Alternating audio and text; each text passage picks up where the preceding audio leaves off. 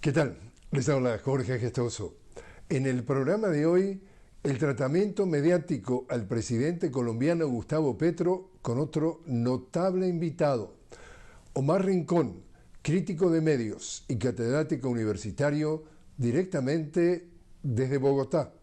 Omar Rincón, una cálida bienvenida al programa. Hola Jorge, ¿cómo estás? Omar, ¿cómo calificas tú, cómo es tu lectura sobre el tratamiento mediático que ha tenido el presidente de Colombia, Gustavo Petro? Yo creo que el presidente Petro fue muy interesante en su forma de hacer gobierno, porque develó ciertas prácticas, no solamente mediáticas, sino culturales de Colombia. O sea, por ejemplo, sacó a relucir un racismo histórico que tenemos en Colombia, un clasismo fundamental. Y respecto de los medios, pues logró de alguna forma que los medios asumieran una posición de clase, de raza y de poder frente a su cubrimiento. Pero creo que esto se logró porque el presidente Petro los provocó, los llevó hasta que los obligó a ponerse en evidencia, porque normalmente en Colombia históricamente los medios de comunicación más mainstreaming siempre estaban con lo que llaman la institucionalidad, o sea, con el poder establecido. Esta es como la primera vez que los medios se van en contra del poder establecido que tenía el presidente. Ahora, de todas formas, el presidente Petro ha denunciado de que se ha intentado darle un golpe suave, mediano o no tan medianamente suave, y ahí también apunta a los medios como cómplices. Sí, yo creo que no solamente el presidente Petro, sino creo que todos los presidentes en este momento populares o que tienen mucho liderazgo ven en los medios un problema. Algo está pasando con los medios y con el periodismo, porque Trump dice que el problema son los medios y los periodistas. Milei dice que el problema son los periodistas y los medios. Bukele dice que el problema son los medios y los periodistas. Petro también dice que los medios y los periodistas. Yo creo que lo que está en debate es la legitimidad de los medios y del periodismo, de que creo que hicimos estamos en un periodismo que está muy casi que secuestrado por estos líderes y no hemos sido capaces de generar una autonomía de enunciación. En el siglo XX, Jorge, cuando tú comenzabas, ¿te acuerdas que había un pacto de credibilidad y de verdad entre el poder y los periodistas? En este momento casi que hemos llegado a que todos devenimos periodistas activistas políticos o actores políticos y todos los presidentes se vuelven factor mediático. Entonces también creo que cambió el escenario con las redes digitales. Por ejemplo, Petro es un genio del Twitter y a punta de Twitter tiene dominada la agenda pública. O sea, Petro manda un tweet y todos los periodistas hablan de eso y todos los medios hablan de eso y todo se habla de eso. Entonces, de alguna forma se crea como una escena mediática muy reducida entre el presidente y los periodistas. Y lo mismo pasa con Trump. Trump dice cualquier cosa y el New York Times, los periodistas entran y funcionan ahí. Entonces yo creo que habría que comenzar a repensar un poquito más el papel nuestro de periodismo y de medios porque estamos dejándonos provocar muy fácilmente. Ahora, en el caso de América Latina, hay críticos que sostienen que en nuestra región los líderes de izquierda o progresistas llegan al gobierno pero no llegan al poder porque el poder sigue en manos de esa élite que en Colombia ha estado gobernando por décadas, sino más allá que décadas. Y ahí viene también que, por ejemplo, la expresidenta de Argentina, Cristina Kirchner, dice, acá no hay un poder judicial y hay un partido judicial. Bueno, en esa estructura, los medios de comunicación privados en América Latina son parte de que justamente el poder lo siguen manteniendo a pesar que el líder de turno esté gobernando. Caso crítico y claro, Correa, que en definitiva los medios han sido protagonistas para tapar lo que haya sido llamado la traición de Lenín Moreno, etcétera, etcétera. ¿Crees que esa estructura está presente en Colombia y que esa estructura afecta o no afecta al presidente Petro? En América Latina, por ejemplo, el libro de Martín Caparrós de América dice que mientras no cambien las élites de América Latina, no va a cambiar la democracia de América Latina. O sea, las élites desde el siglo XVII siempre han privilegiado su poder y el establecimiento, o sea, las élites católicas, las élites empresariales, y eso es un problema.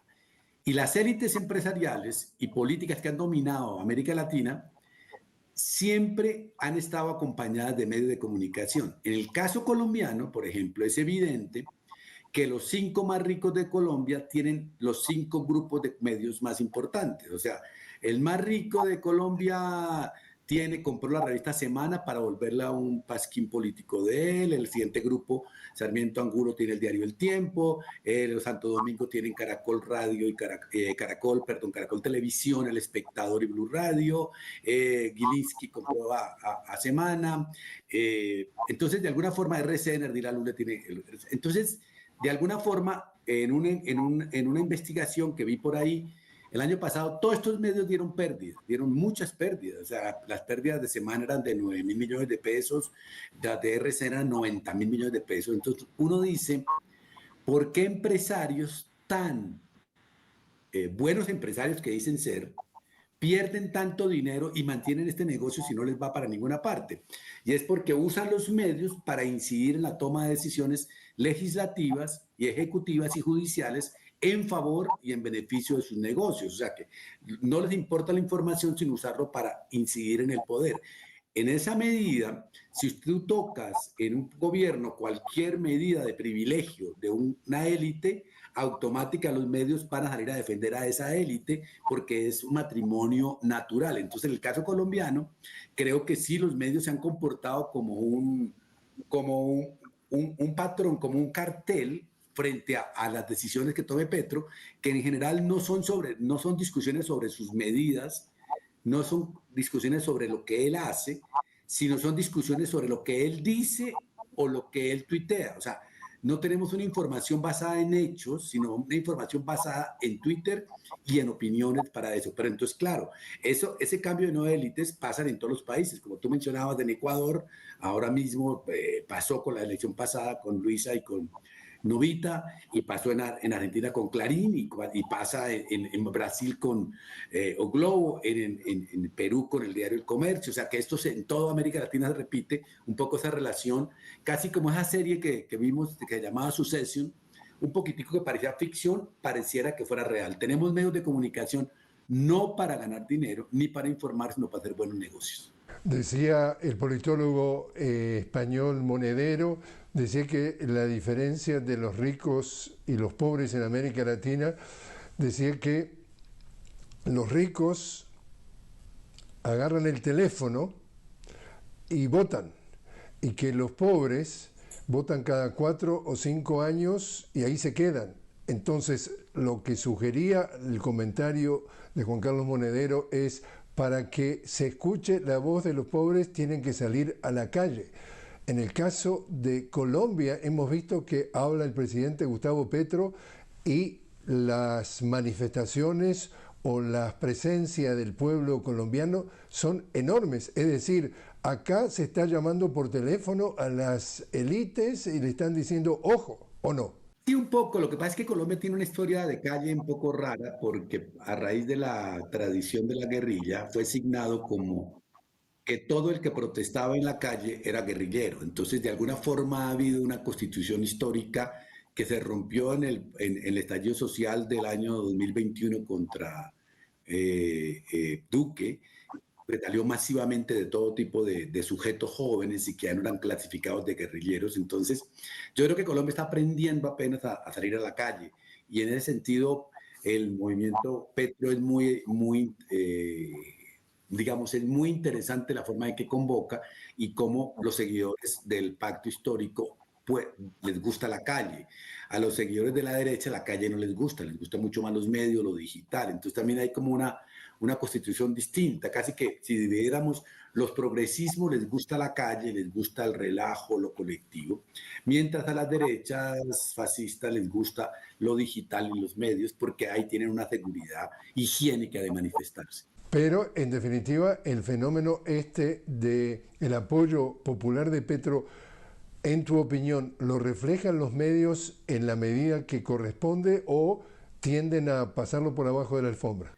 Yo creo que lo pasan por debajo de la alfombra porque están dedicados, como te dije antes, a hablar de los tuits de Petro. O sea, yo creo que los medios se quedaron en el tuit de Petro y no pasan a ver la realidad. Cuando hay una marcha a favor de Petro, no salen a preguntarle a los que marchan si están traídos, si están comprados, si, por qué están ahí.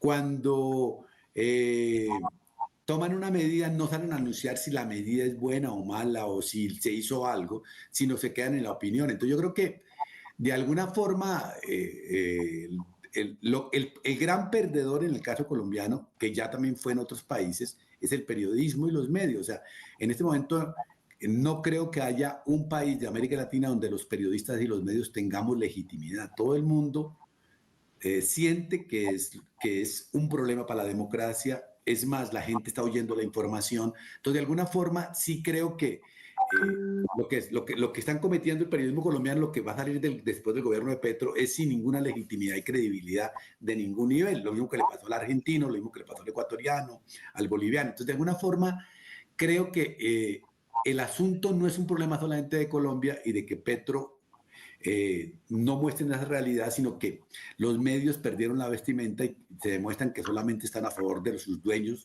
empresarios y de una sociedad liberal. Omar, te invito a hacer una pequeña pausa. Estamos hablando con Omar Rincón directamente desde Bogotá sobre lo que consideramos que es el tratamiento mediático del presidente Gustavo Petro. Omar es crítico de medios y catedrático universitario. Enseguida regresamos.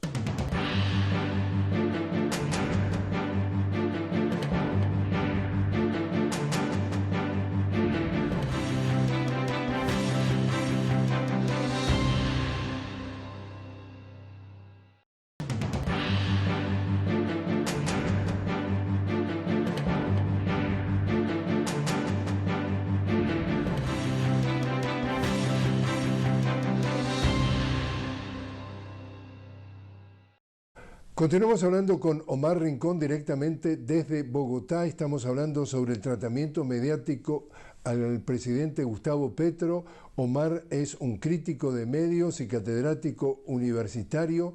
¿Cómo ves tú entonces, Omar, lo que puede ser el panorama rumbo a las elecciones presidenciales del año próximo en Colombia y el tratamiento al presidente Petro y a otros candidatos? Yo creo que las elecciones es uno de los termómetros más negativos para el periodismo y los medios, porque de alguna manera los periodistas dicen necesitamos propuestas, necesitamos ideas, necesitamos maneras de pensar genuinas.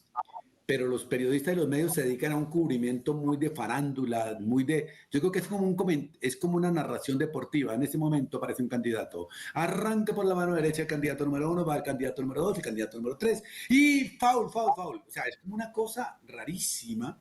Y creo que eso le está haciendo mucho daño al periodismo político de América Latina y en Colombia, que parecemos periodistas deportivos y discutimos sin base. Nos reunimos 5 personas en una mesa y decimos cualquier estupidez pensando que era el comentarista deportivo del gol. Entonces yo creo que ahí hay un problema porque el periodismo pide que sean debates serios y no hay debates serios. Y segundo, las preguntas que hacen siempre es, ¿pero usted es anti-Petro? ¿Usted está a favor de Petro? Defínase frente a Petro. Entonces, pues de alguna forma candidatos que intentan presentar alguna propuesta no tienen ninguna opción porque el periodismo se volvió el creador de polarización. Yo tengo una idea y es que hay fragmentación política y social en un país como Colombia, pero no hay polarización, no es que somos 50 y 50, pero al periodismo le gusta mitad y mitad y así es muy difícil mirar para eso. En tiempos de inteligencia artificial, de show, de espectáculo, donde los candidatos no son reconocibles por ideas, pues cualquier cosa se vuelve noticia, escándalo del día, sensación del día y después desaparece. Y en este momento hay tantos candidatos anti-Petro que, digamos, analíticamente uno como analista tendría que decir que debería haber alguna propuesta más allá de ser anti-Petro, porque con eso no basta de ganar.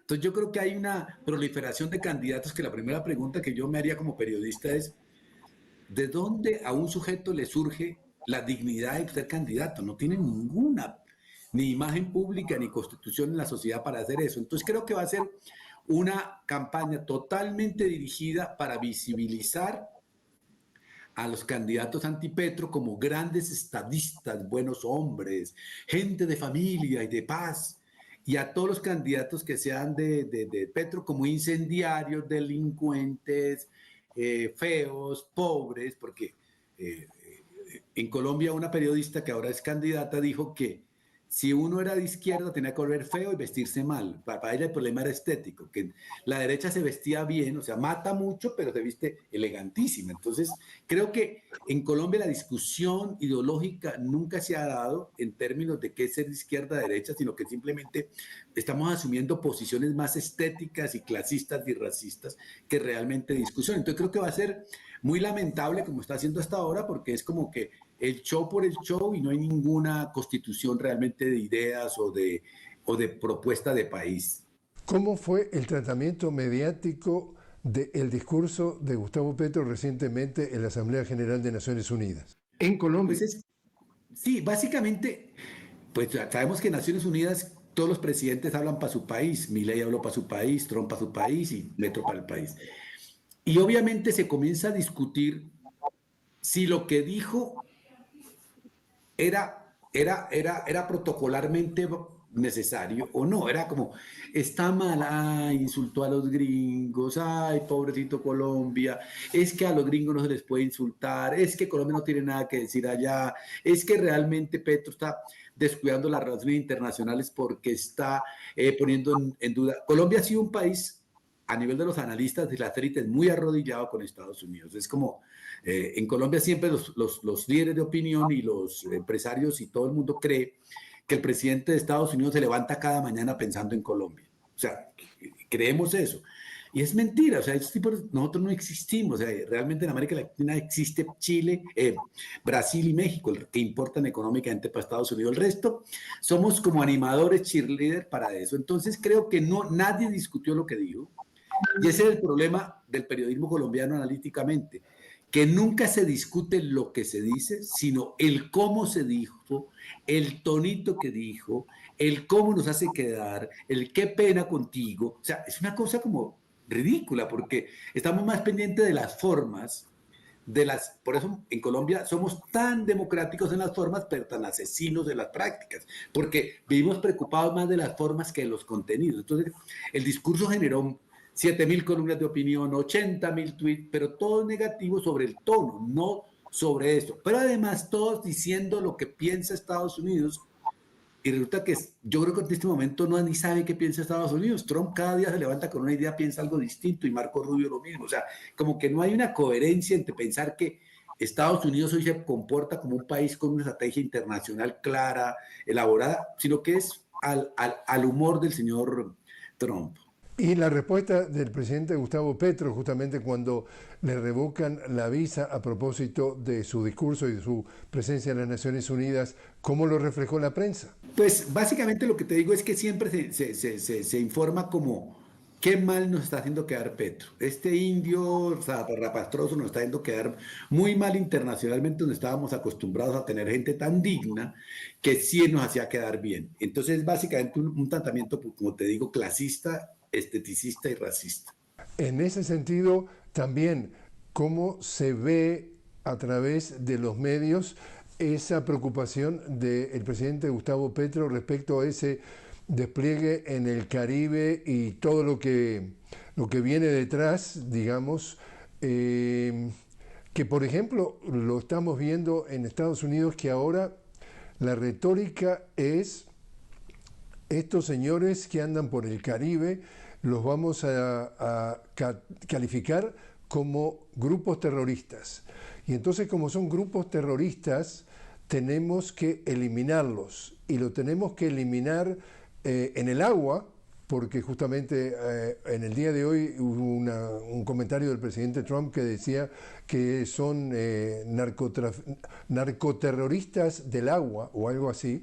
Y entonces la retórica es: y si no alcanza con eliminarlos en el agua, vamos a tomar otras medidas. En ese sentido, ¿cómo está viendo si Gustavo Petro, presidente, se manifiesta en ese sentido, ¿O cómo se manifiesta la prensa respecto a todo esto? Yo creo que la prensa colombiana piensa que el problema de Venezuela se lo merece Venezuela y que Trump esté haciendo eso está bien porque hay que sacar a Maduro. O sea, creo que es la posición mayoritaria de la prensa colombiana. Por lo tanto, quieren que Petro no opine nada de eso porque eso es un problema de Venezuela y Estados Unidos y que Maduro se lo merece. O sea, como que nosotros mantengamos la neutralidad porque eso no es problema nuestro.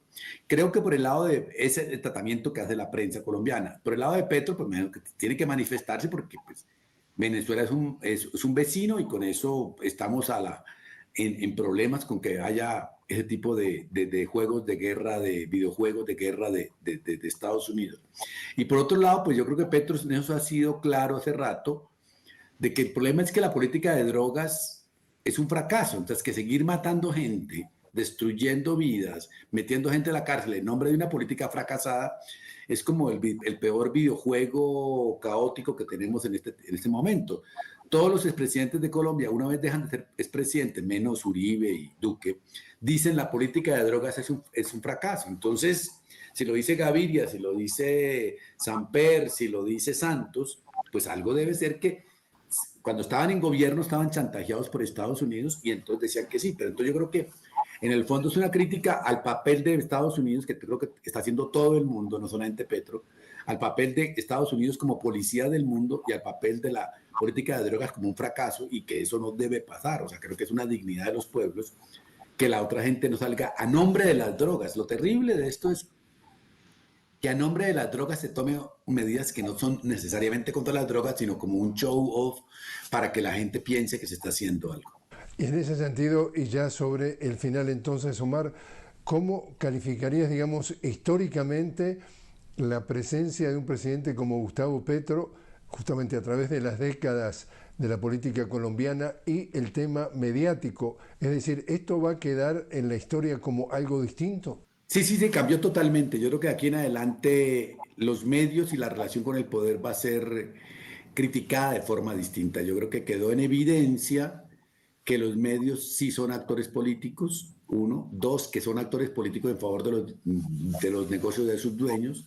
Tres, que los periodistas en Colombia no investigan ni hacen reportería, sino es pura opinión de influencer. Y cuatro, que de alguna manera el periodista colombiano es como un desclasado, o sea, se pasa de clase popular a informar y el momento que informa, a pesar de su precariedad laboral, se vuelve defensor de los poderosos. Es una cosa que pasa mucho en todo el periodismo de América Latina, creer que porque se está cerca de las fuentes se cambió de clase social y no se representa a los que había que representar. Y por otro lado, pues digamos, también queda que la escena digital es el lugar de información fundamental y el otro elemento que es el tema de los medios públicos que de aquí en adelante pues serán todos dedicados a la batalla cultural como hizo Duque, como hizo Holman Morris y como pues imagino que en el futuro hará el que llegue. Y a nivel personal, ¿te preocupa todo esto? Yo creo que la preocupación mía es más por el periodismo, porque Jorge, yo también soy periodista y me parece que si los periodistas no nos autocriticamos y no cambiamos nuestras formas de narrar y de investigar y de narrar la sociedad, cada vez vamos a ser más inservibles y vamos a ser más útiles a actores poco democráticos. Creo que de alguna forma hay que reinventar el periodismo para salvar la democracia.